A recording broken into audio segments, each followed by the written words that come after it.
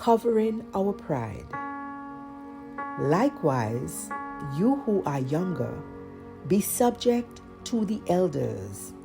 Clothe yourselves, all of you, with humility toward one another. For God opposes the proud, but gives grace to the humble. 1 Peter chapter 5, verse 5, the English Standard Version. In Peter's continued address to a select group of Jewish Christians in the dispersion, he makes a concerted effort to speak to the group collectively and selectively, zeroing in on the groups within the group. Peter's use of the Greek word neos in the text for today, 1 Peter chapter 5, verse 5, suggests he now speaks to the group of spiritually young. Neos indicates something new in respect to time, that which is recent, and is frequently used when comparing younger persons with older. Peter challenges the spiritually young regarding what should be their pattern of behavior in relation to the elders or presbyters whom he previously called to Christ-like character and decisive leadership. Peter has been making the point thus far in his letter that believers are bound by several categories of authority. Believers' first and fundamental authority is God, in whom they live, move, and have their very being. The directives of God are preeminent in the believer's life. Peter is clear that believers ought not to hesitate to willingly disobey human authority when they give instructions which are contrary to the will and way of God. This Peter shares from his lived experience, evident in Acts chapter 5, verse 29. In the regular scheme of things, however, believers should demonstrate freedom by decidedly submitting to earthly authority in their specific designations: kings, governors, husbands, and even employers.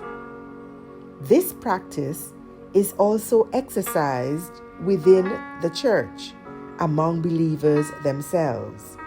The inclination to submit is extended to those occupying the office of elders or presbyters, no matter their age. The Christian church is severely challenged in that regard. Many continue to refuse to be subject to their elders or presbyters in the church. According to Peter, the most common reason for this behavior is pride. It is for that reason Peter instructs all believers, young and old equally, to clothe themselves with humility toward each other. Certainly, it is more innate for humans to exercise pride. Being humble is something that each person has to deliberately work on. What Peter suggests is believers must put on humility like clothing, covering their pride to advance the other.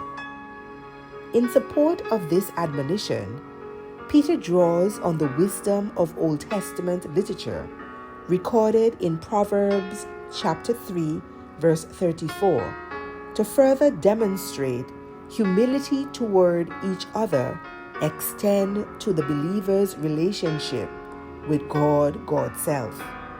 God is not shy or slow in his adverse response to the proud. God opposes them. On the contrary, God's natural response to the humble is grace.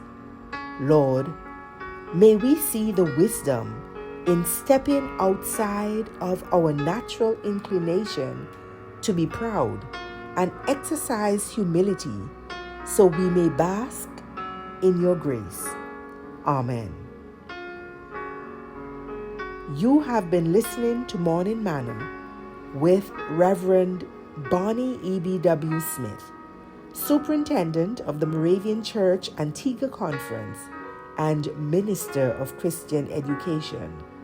Have a wonderful, wonderful, wonderful Wednesday. God bless you.